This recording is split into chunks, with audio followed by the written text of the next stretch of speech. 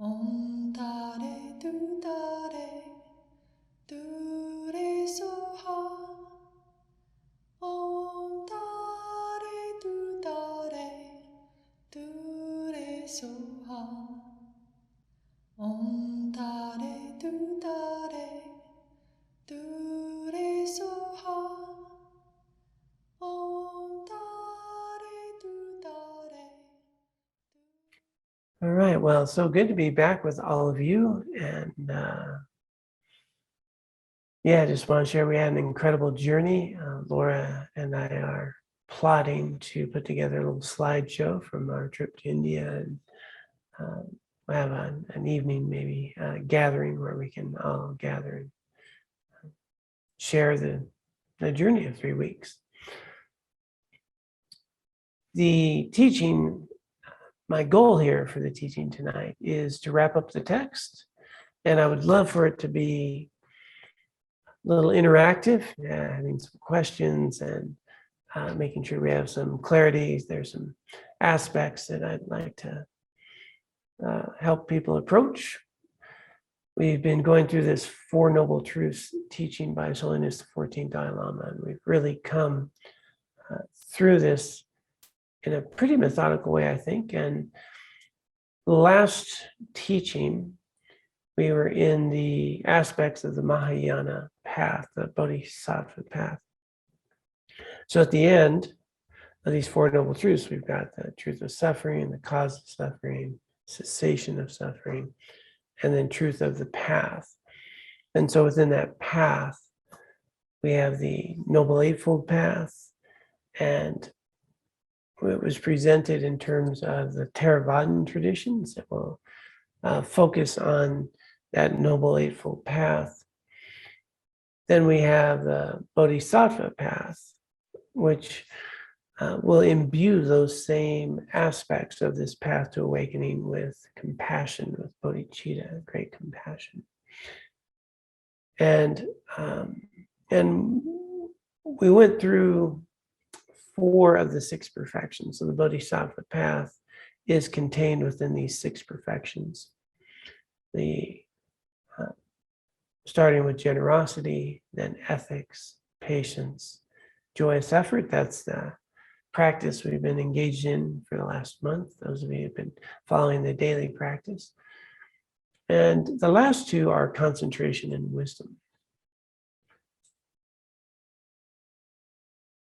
The concentration piece, I think, is just something that if we don't cultivate that, I just really have a hard time imagining a lot of success. If I can't attend to something consciously, if I can't tame my mind, I'm going to really have some struggles in terms of having much choice in my life. You'll notice that when you sit to meditate, you may have noticed your mind goes different places. There's different mental activities going on. And that's not such a big deal. The problem is it takes us away. It hooks us. What to worry about, what to stress over, what we're planning, what I'd like to be different. And it actually takes us out of what we're actually doing. And so this piece on concentration becomes critical in terms of just the ability to be present in our own lives, to know that we have a choice, to know that I don't have to be a prisoner of my thoughts, to become aware that I'm not actually thinking the thoughts. They're arising, and then I'm getting hooked. I'm the person who's observing them, and I have some choice. And so foundationally, you'll see in all the Buddhist traditions, meditation is going to be key. The ability to develop concentration, to tame the mind. And Jetsuma Tenzin Palmo talks about taming the mind, training the mind, and then transcending the mind. But we want to start with taming it. So the opportunity to practice like we just did, to do that more and more often, to know where my mind is throughout the day, to be able to have some mindfulness. This is going to be critical in cultivating this perfection of concentration, of calm abiding, of stability. So a daily practice there's going to be really important. And I always encourage people, no matter what other meditation you might do, and there's a wide range, all with different purposes, make sure that you include a daily practice of calm abiding, of shamatha, because that's the one that will help us cultivate some stability of mind. And then the last one is wisdom. And wisdom is both the beginning and the end of the path. You'll see right view is the first of the Noble Eightfold Path. It's wisdom. It's understanding the nature of self, the nature of experience, understanding karma, the interdependent experience that we're having. And so this perfection of wisdom is what liberates us at the end as well. The core root cause of suffering is misunderstanding. The awakening is wisdom, understanding. And so everything in Buddhism is cultivating this deeper understanding of self and your experience in a way of liberation. So while we can take the Eightfold Path and put it into 3 categories, ethics, concentration, and wisdom, you'll find in the 6 perfections, those same 3 are there, plus 3 others. Generosity, then we have ethics, so that's there. Patience, patience being the antidote to anger. Joyous effort. And then we have concentration and wisdom. So you'll find within those 3 categories, these qualities that are going to be naturally those of a bodhisattva. Generosity, patience, joyous effort. And so this compassion, this quality of bodhicitta imbued within the path would be essential to the Mahayana path, the path of a bodhisattva. And I want to make a point here is that there's Buddhist teachings and there's Buddhist practices. Okay, so Buddhist teachings and there's Buddhist practices.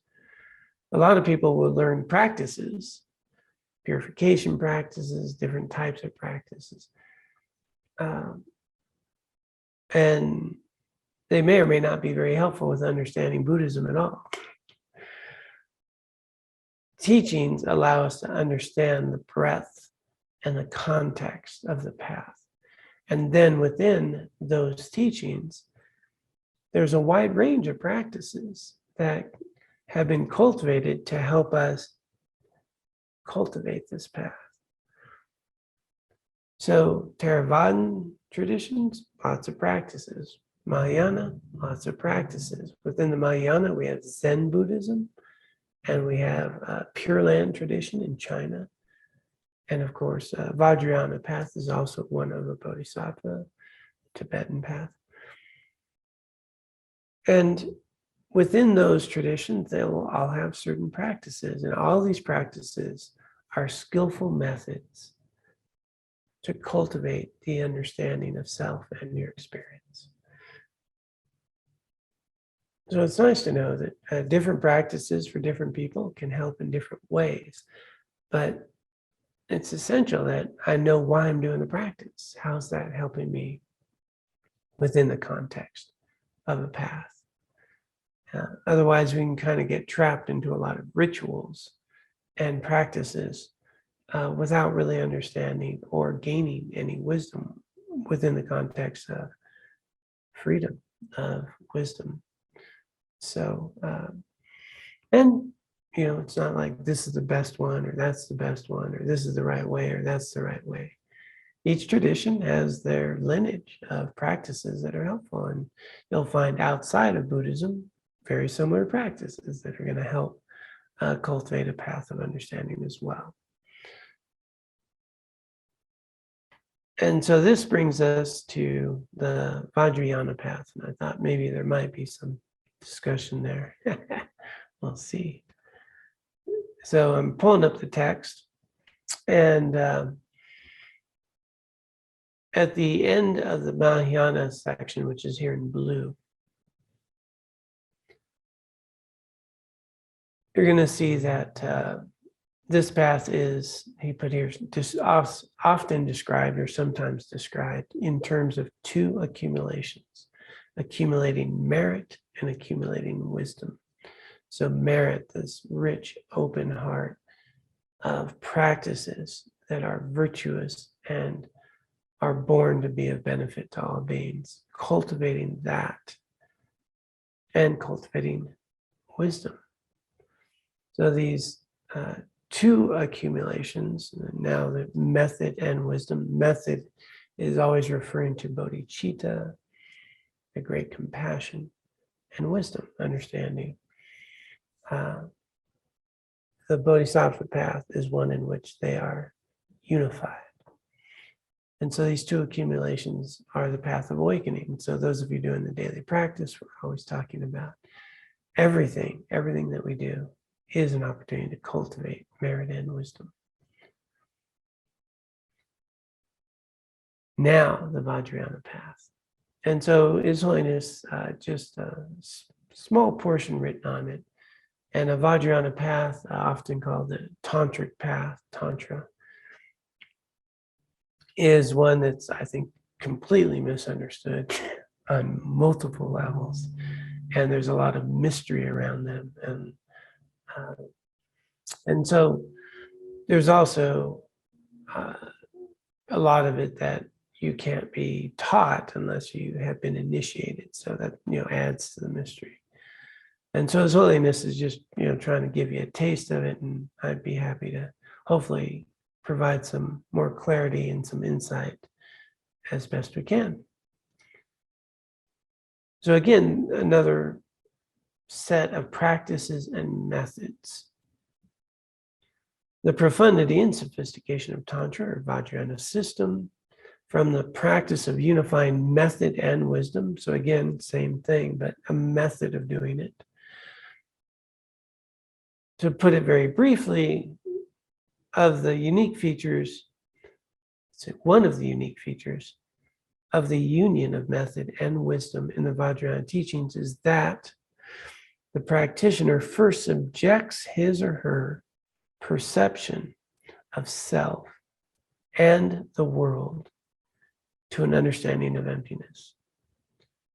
So the beginning here, there needs to be some understanding of emptiness.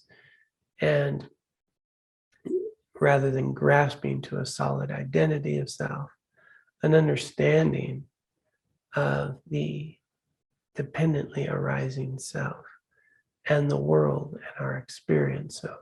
So even to enter this path, there needs to be some degree of realization, some understanding. You don't need to have complete direct realization of emptiness, but a taste of it is going to be incredibly important. And so with that understanding of emptiness of self and the world, one then dissolves everything into emptiness.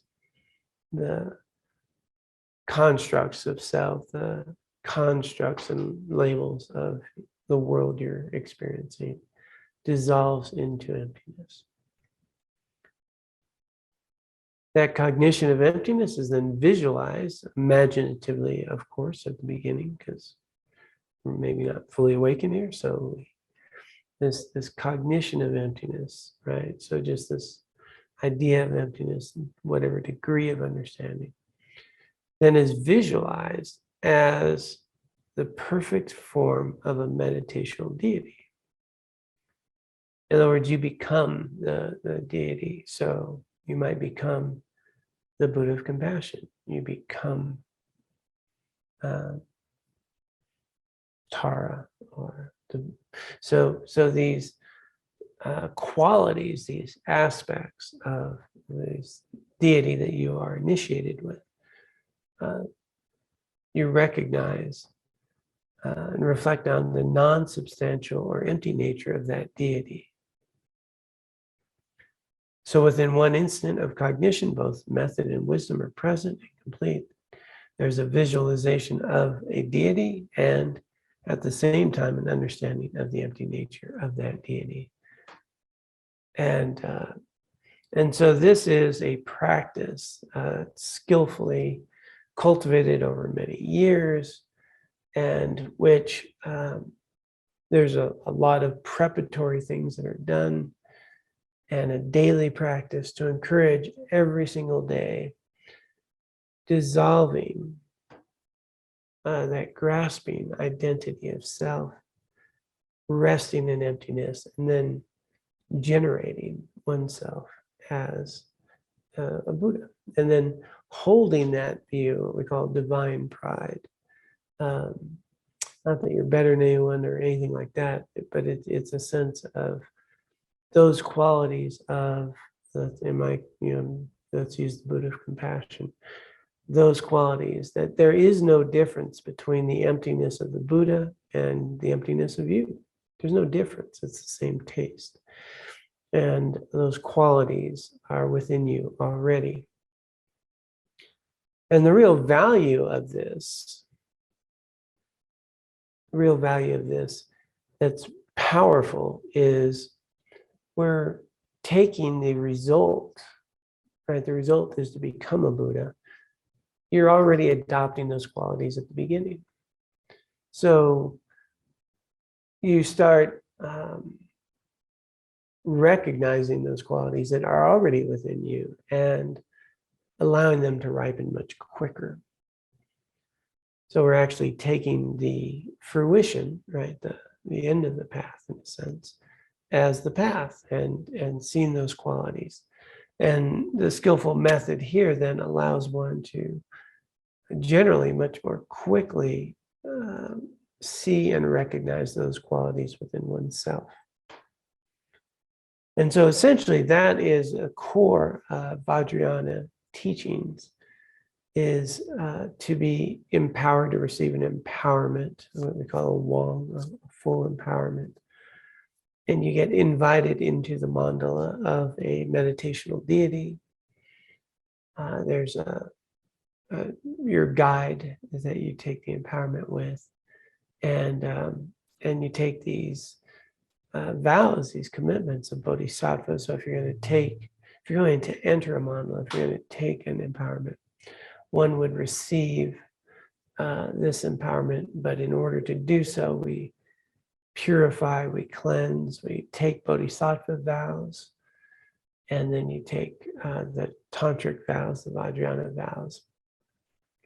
And you'll receive this empowerment, you'll enter the mandala, and you'll be given directions and a sadhana practice to do every single day, in which you would engage in this process. And then that becomes, lifetimes of commitments of doing this practice, this sadhana, again and again. And there's some other commitments they may give you as well. Core to it, though, is ethics. So these vows that you'll take are just being super ethical, right? Seeing the good in others, really adhering to how you interact with others. So it's really a sense of kicking up your notch of ethics to such a degree that would support the idea of seeing those Buddha qualities within yourself. And so that's what happens with a tantric initiation, a Vajrayana initiation then. There's varying degrees. His Holiness talks about that here. I'm just going to pause right there and see if anyone has a question or a thought around what I'm describing at this point.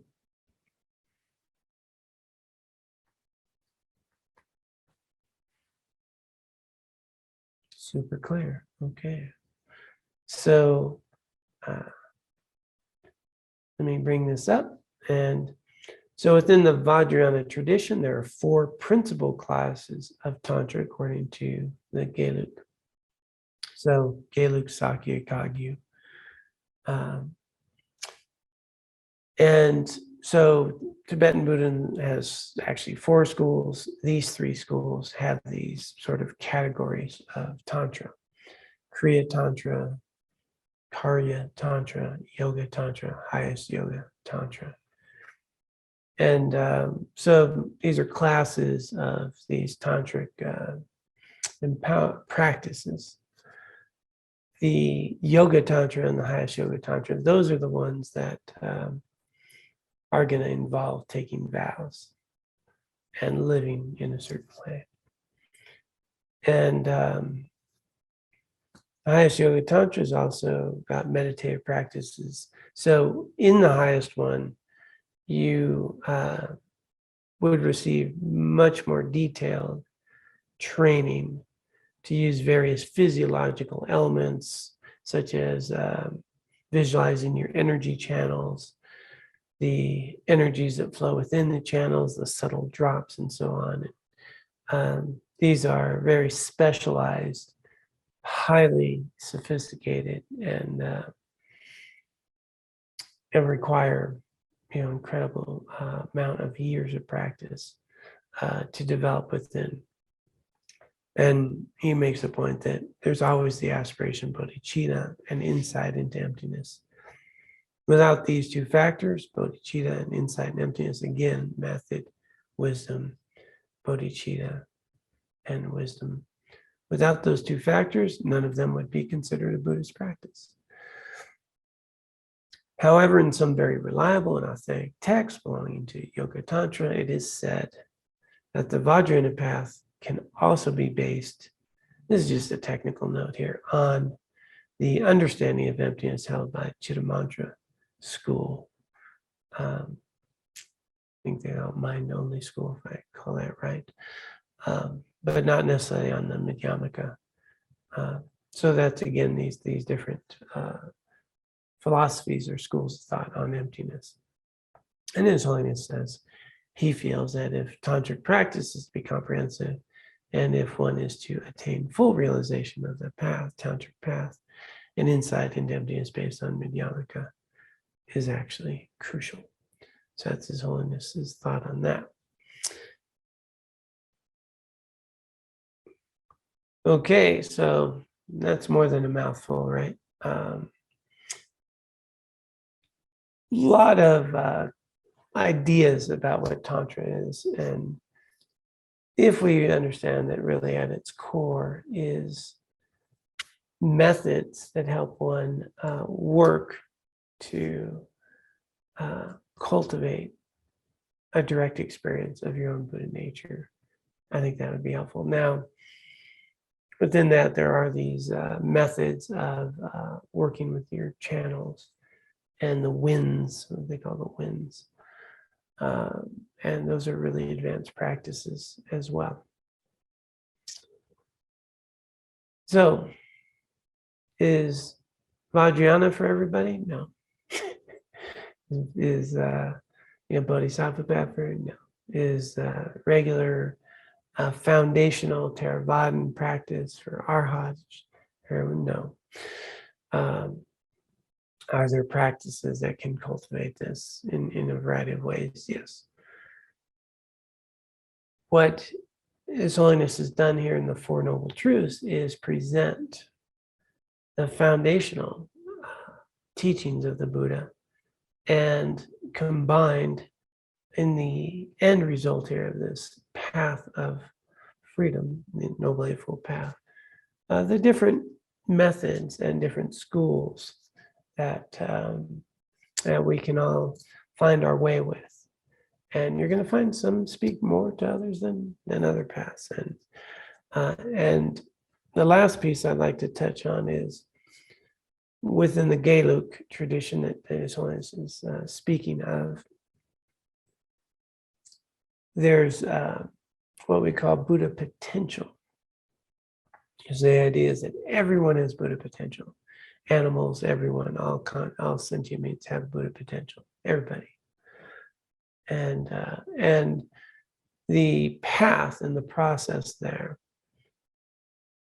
this idea is that I have Buddha potential and I just need to cultivate it, to recognize it, to grow it. And so that's a path of accumulation. I'm accumulating merit, I'm accumulating wisdom, which allows me to recognize and this Buddha potential. And there's another view, Dzogchen view, and you'll find it in the Nyingma and Kagyu much more so. And that is Buddha nature. And that's the idea is, I don't have Buddha potential. I am a Buddha. I'm already a Buddha. My very nature is a Buddha. And it is covered up, it's obscured with mental afflictions. There's confusion, it's just obscured. And so rather than accumulating, the idea is you're eliminating. You're eliminating that which is blocking you from recognizing your true nature, your Buddha nature. It's already there. There's nothing that needs to be acquired, but rather things to be let go of.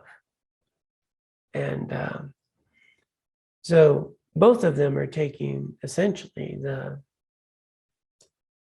fruition of the path, the end of the path is as a skillful method to recognize either your Buddha potential or your Buddha nature.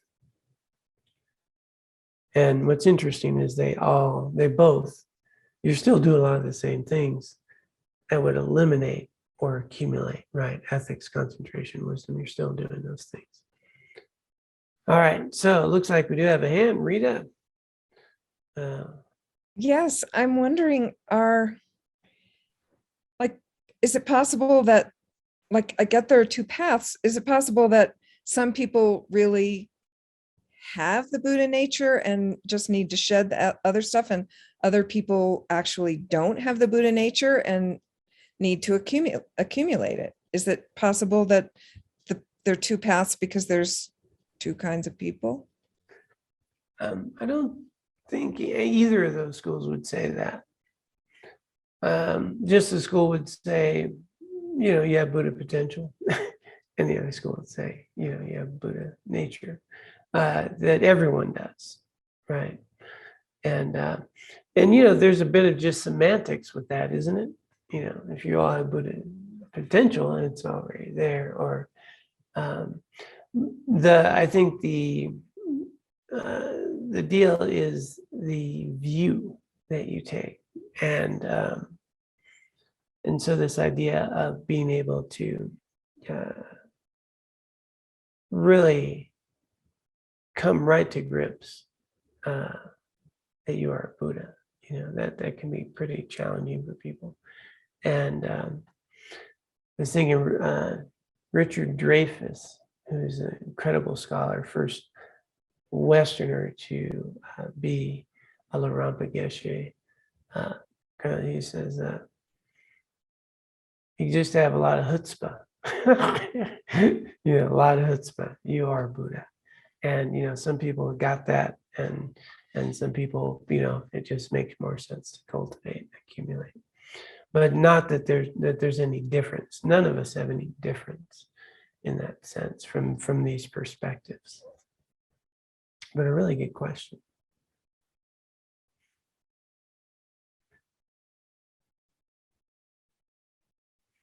Betsy. Yes. Wouldn't that mean that there would be two slightly different or very different practices involved in accumulating or uncovering? Yeah, there are different practices for sure.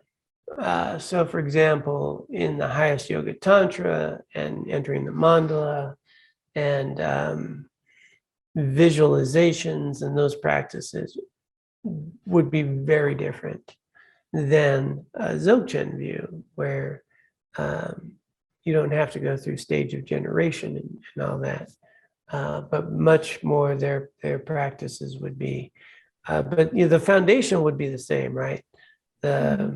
six perfections, the ethics, the concentration, like those are necessary, bodhicitta and wisdom.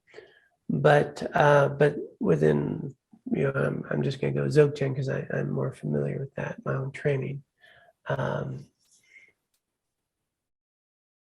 The teachings then would be about receiving direct instruction in a state of an empowerment and a process.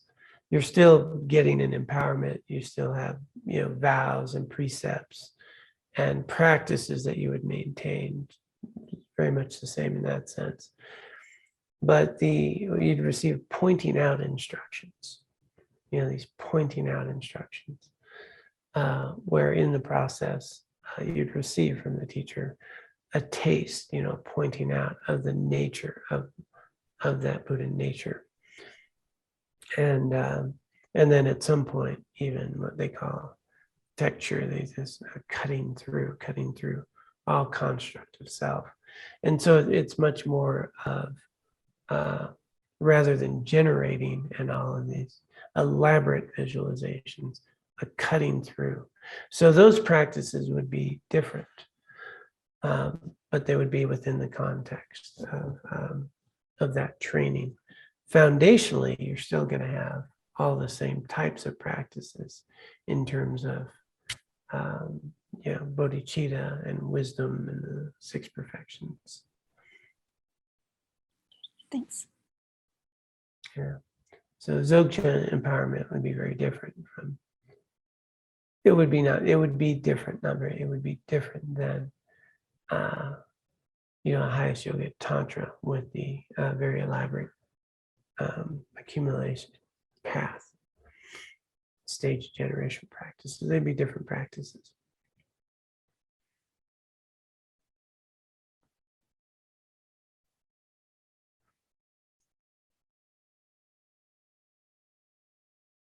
What's similar is that you're going to start your day with your practices. You're going to start your day with cultivating bodhicitta, taking refuge, and dissolving, right, and maintaining a view. So within Dzogchen, the view would be that of primordial wisdom, this view of your Buddha nature, and they talk about the view. So the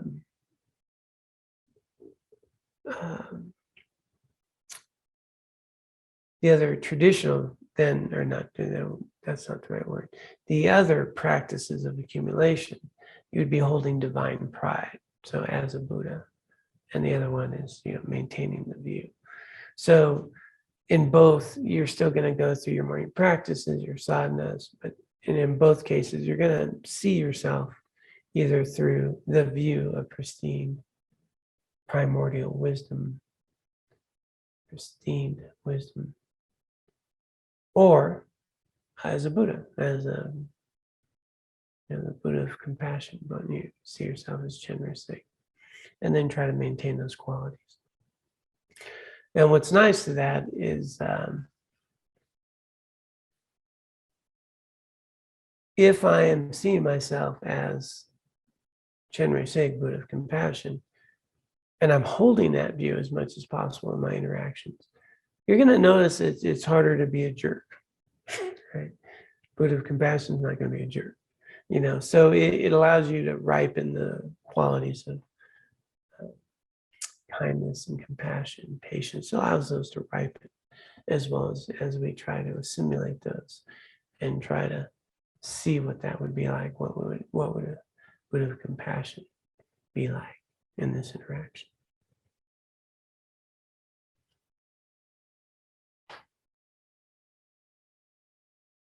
Hey, Mark?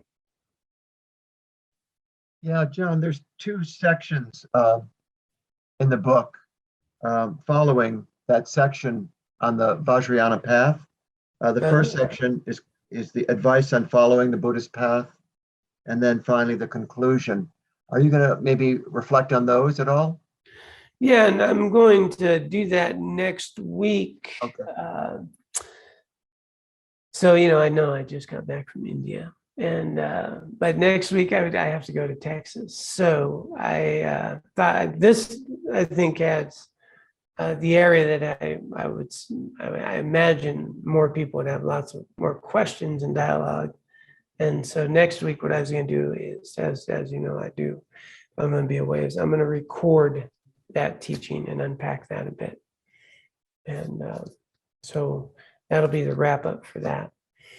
But since I won't physically be here, it's hard for you to ask me questions. So I thought that would be an easier moment to do that on. So, yeah, I think a lot of people, and feel free to have some questions, in terms of anything that may have come up either prior to this or just around different Buddhist practices and the path and so forth. Can you say something about the beginning of the emptiness of the Buddha? Mm-hmm. So here live at the Dharma Center, Jojo's, yes, kind of mentioned what can we say about understanding the emptiness of the Buddha, or the emptiness of self. And so for that, we do have to go all the way back to the start, which is, the first section of the book was all about this understanding of emptiness, the empty nature of things. It's really how things exist. Right. Yeah. No. That, Uh-huh. not when referring to the deity. Mm-hmm. I don't. Right. So, so let me get there. So, there's this idea of understanding the nature of self, the nature of phenomena, the nature of our experience, and it being, there is no independent, separate thing. There's that, that can exist. We've kind of unpacked that. Everything only exists in dependence upon a myriad of causes and conditions, and only arises in dependence upon them, and it's interdependent, and there's nothing separate, independent. It doesn't exist. That includes Buddhas, that includes Bodhisattvas. And as you and I are existing, we're supported by air, by food, by, the people who gave us, birth and clothing and so forth. Everything about us is supported, and we exist in dependence upon all these things. And we are changing moment to moment, so forth. There's no solid, independent John. And likewise, when we think about the Buddhas and their qualities and the things that have given rise to think of a Buddha, we're also going to recognize they're empty as well. That they're only arising in dependence upon a myriad of causes and conditions, and even the construct of them is only in my mind. They're labeled in a sense, and so again, advanced practice, as I understand more emptiness about myself, my phenomena, I'm also going to meditate and recognize that likewise the Buddhas are. And at some point, we recognize that the emptiness of the Buddha and the emptiness of me, there's no difference. They're the same taste. And that's where there's a chance to sort of connect. And so in those practices, there's time spent on what we call vipassana meditations or insight meditations on emptiness, very specific ones that one would do over time and would help develop that understanding. But in the practice, then, at that point where there is, one dissolves into emptiness, and the emptiness of the Buddha,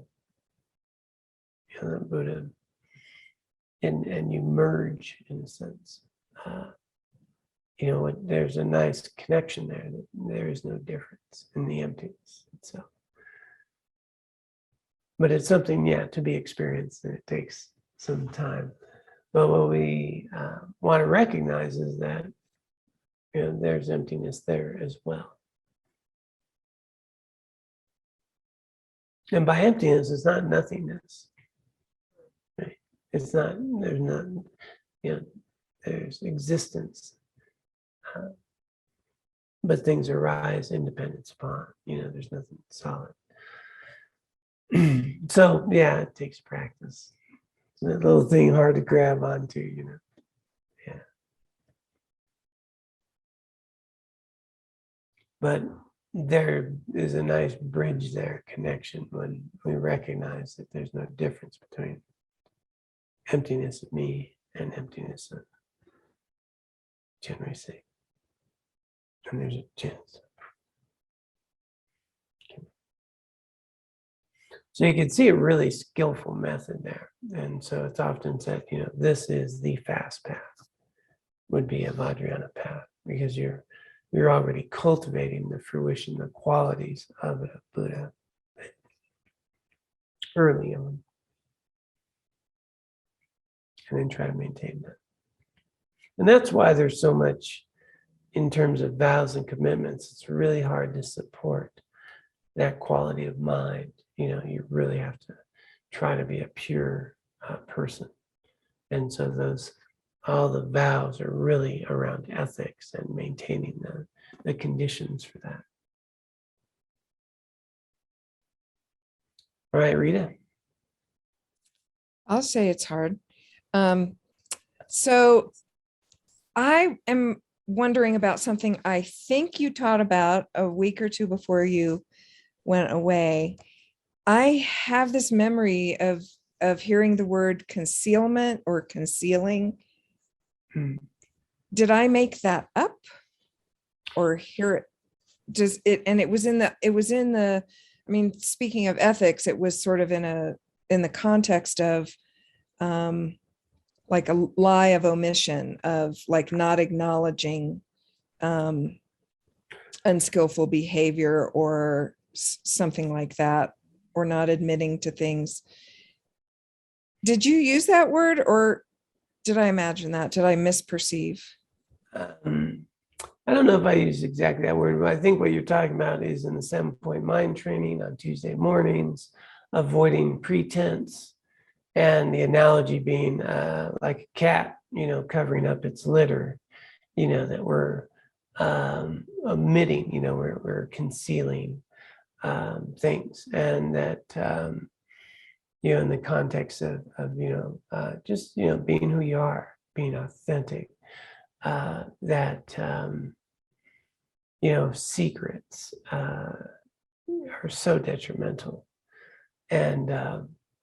And so in the context of that teaching is, you know, to be as authentic as you can, to not try to conceal your faults, and to just be okay, to know you're okay, and that there's nothing to hide, and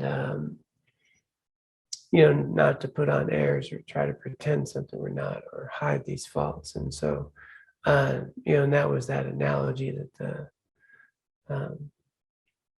the monk used, was, you know, like a cat, you know, covering up its poop, and you know, yeah, we're just who we are. So that, I think, would be the context that, you know, I would use that. And so for me, what I have found in my own personal life, there's a saying in the recovery programs: you're as sick as your secrets. You know, that I've got something to hide. Shame can grow from that. You know, if you only knew who I am, and I can't let people know this about me. You know, there's a breeding ground for shame, for feeling less than, and for having things to hide. And there's a freedom of liberating yourself from secrets.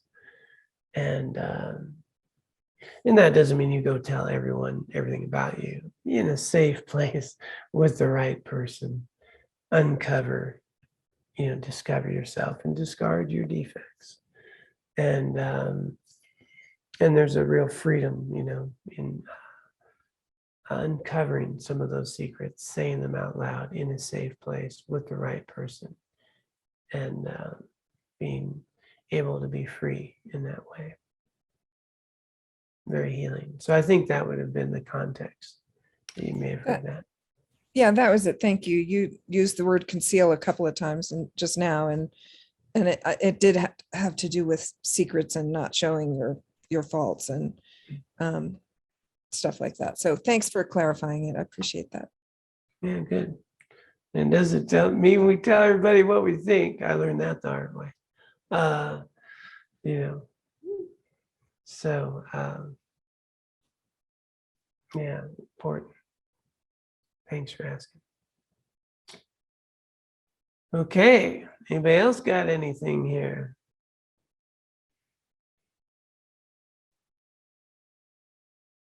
Thought this would be a juicy topic. Everybody's got this. Here and Now Center might have something. Hey, John.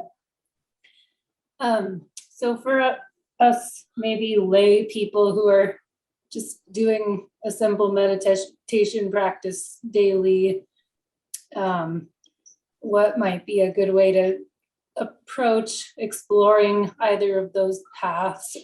And I wondered also if people do both of them ever, or if people always pick one or the other. Yeah, no, I think they're very complementary. So I personally have my empowerments within the Gillig tradition, and I also have Dzogchen, and I've received that as well. And so I find they're entirely complementary, and that's my personal experience. What I would suggest then is, it's funny, Laura and I were with Jetsuma Tenzin Palmo, so we got to stay at her nunnery, and we visited with her. She spent 2.5 hours with us, and there's a tendency to say, and I think you said, these sort of beginners or simple practices or things. I use the word, what we cover is these foundational practice. I did something, and she just laughed. Like, that's the practice. There's nothing simple and nothing. I mean, everything's simple, but there's nothing remedial or unimportant. Like, that is the practice. And for me, that's my experience. My experience is that starting my day with the 4 thoughts that turn the mind, doing a meditation to tame my mind, and then setting an intention to be mindful of the 10 virtuous and 10 non-virtuous actions, and doing my best to do that with an aspiration to be a benefit to others, is the whole deal. It doesn't need to get more elaborate than that. A lot of people can do a lot of, people who have empowerments practices and struggle with being kind to a neighbor, right? And so really, for any of this to work, the morning practice, the good motivation, some taming of the mind, being mindful through the day, and then in the evening, they have these practices where we get to dedicate, or we get to purify negativities. I think those are wonderful. But that's a full practice, and that is the path of awakening. The richness of understanding this, that if I were to really dive into the 5 precepts. So when one takes refuge, formally becomes takes these 5 precepts. If one were to just maintain those, you would deepen them. So these 5 precepts, right? Don't lie, don't kill, don't steal, no sexual misconduct, and no intoxicants. Okay, so those are 5. And now we have 10 non-virtuous actions. right? Where you're going to have killing, you're going to have stealing in there, you're going to have harming others, you're going to have lying, you're going to have the ones of speech, you're going to have sexual misconduct, and so forth. Basically, those 5 get expanded into 10. If I were to pay attention to those 10 and I become more subtle, all these other vows, all these other ethical behaviors, and all of them, they really are just branches of those 5. As a matter of fact, all the monastic vows, 253 or whatever within our tradition, there's these 4 root, and the 4 root, are coming right out of those 5. In other words, if, to not kill, well, then the more subtle is I don't harm, right? And I don't harm not just physically, I don't harm emotionally, I don't harm verbally. And so rather than get caught up in, more elaborate things, if I were to really start focusing on what it means to cultivate 10 virtuous actions and avoid 10 non-virtuous, you are going to naturally develop those other qualities that one would take higher vows in, because you're just going to be kinder and you're going to avoid these behaviors. And so just focusing, rather than memorizing a list of 253, a list of 10. But those 10 will become very subtle and more subtle and more subtle. And the ripening, all spiritual growth comes from that ethical behavior. So if I develop a mind that's more clear, engage in ethical behavior with compassion, and then start bringing in a more accurate understanding of self in my experience, that's the path. That's the path of awakening. And then I'll, to put an exclamation point on that, one of my dear friends, who's an incredible teacher, who, had great realization and an amazing being, he, later in life, he knew he didn't have a ton of time to live, and he wanted to receive a very specific type of an empowerment within a, tradition and lineage, and, made all these efforts to be with this very specific teacher to receive these very specific instructions. And so he was being interviewed, and he asked him about, what he's done. And this is a guy who had, he's translated the most obscure Tibetan text. He's, lived years in retreat and practice, and had all of these empowerments. And, he's starting to tell, this teacher, what he had done. He's being interviewed. And he could tell that the Lama was getting bored. Like, none of this is helping him win him over. And then he said, but, my primary practice are the 3 principal aspects of the path.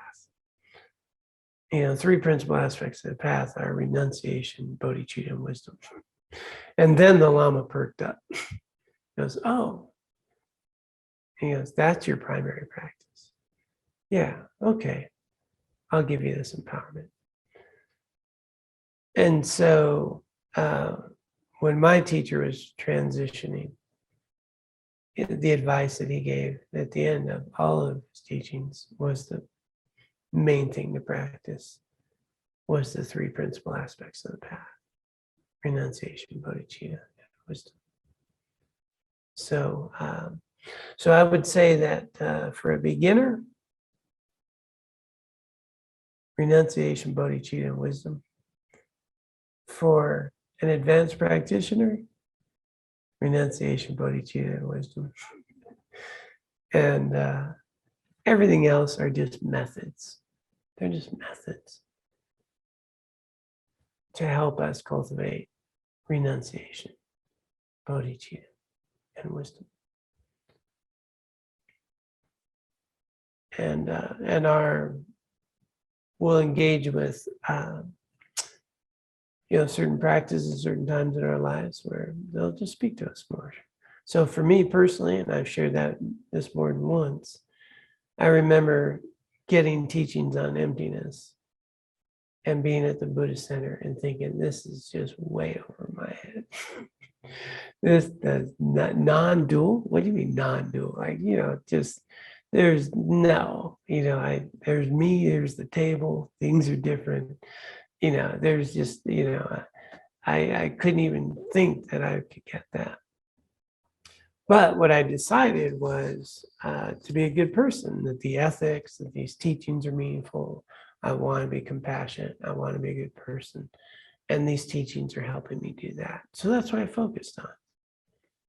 And what happens is, as you engage in those, the fertilizer of wisdom, the conditions ripen, and the meditations come. And then things that I once thought I would have no idea about are much more common knowledge to me now, right? That ripened, it softened. The walls, those hard edges softened. And they softened through a daily practice of being more ethical, of taming my mind, and of trying to pay more accurate attention to true sources of happiness and suffering. That's all. Does that answer the question? That is my short answer.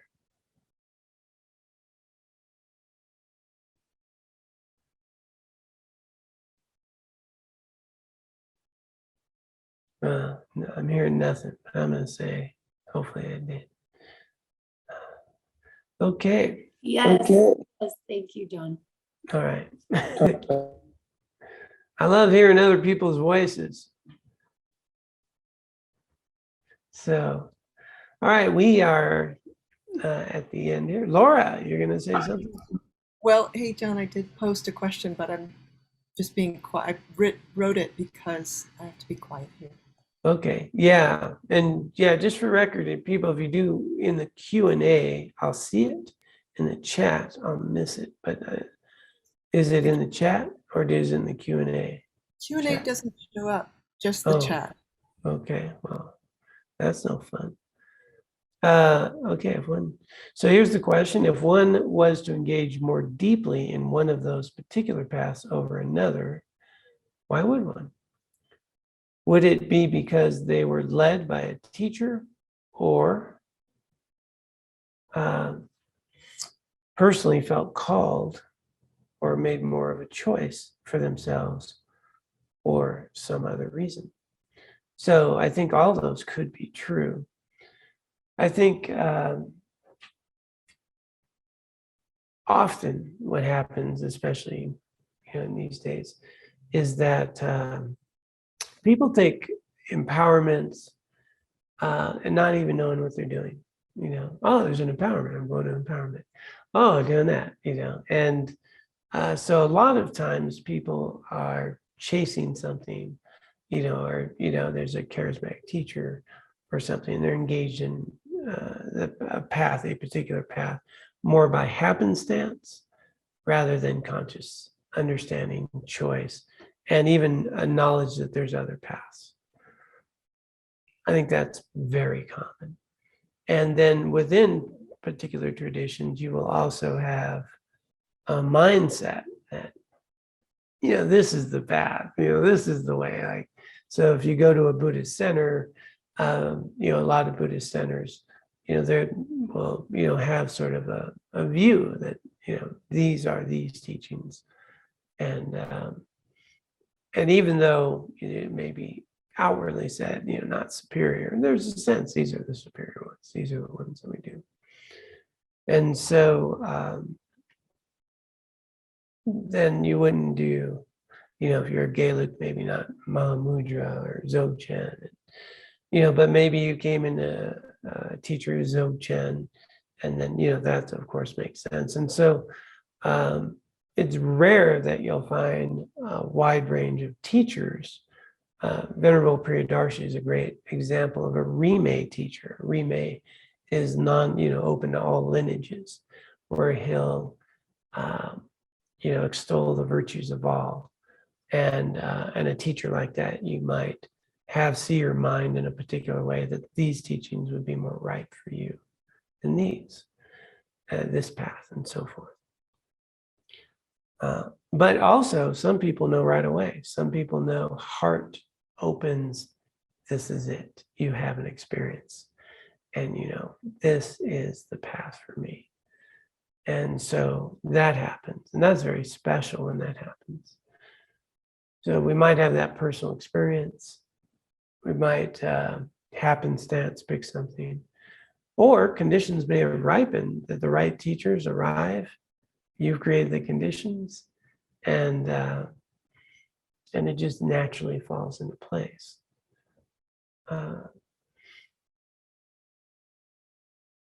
Yeah. So I think all of those are good opportunities.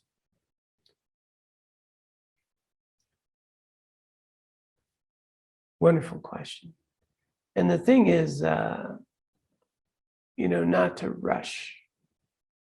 That if we continue a good, solid practice with motivation, meditation, mindfulness during the day, cultivating ethics, bodhicitta, wisdom, nice little dedication in the evening, purification, just the practice we do every day, then things will ripen. And just, as an example here, at our Dharma Center, I'm very remad, as you can tell. I appreciate different paths, different lineages, and different teachings. And we encourage people. What we do here is the heart of Buddhism, the foundational practices, the path. And then, expose people to different lineages and teachers. And so just here, as some of you know, Stacy, who came here and started coming to Dharma teaching, she's now a nun, has taken monastic vows, and she's in the Gelug tradition with Tubden children at Sravasti Abbey. Another person who came here, is very regular, has ordained as a Zen priest, and is happy in that tradition.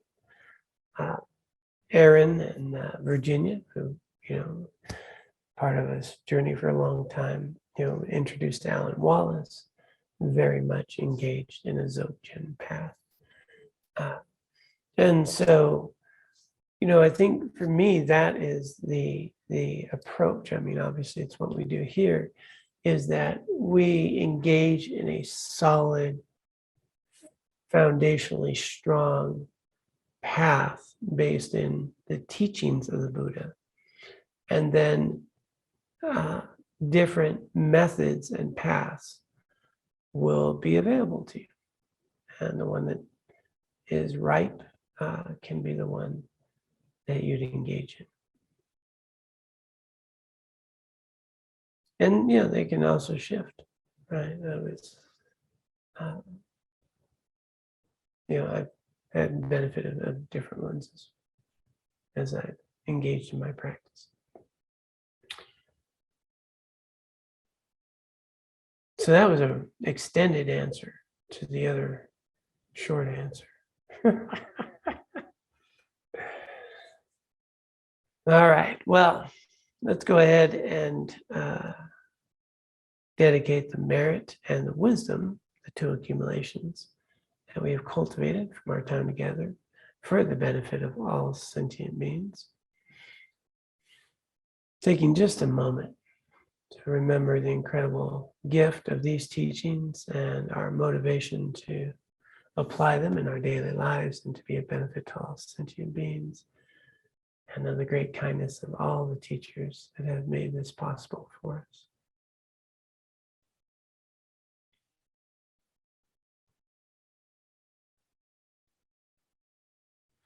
Let us dedicate. By this merit, may I soon attain the enlightened state of Guru Buddha, that I may be able to liberate all sentient beings from their sufferings. May the precious Bodhi mind, not yet born, arise and grow. May that born have no decline, but increase forevermore. Om Tare Tu Tare Tu Re Soha.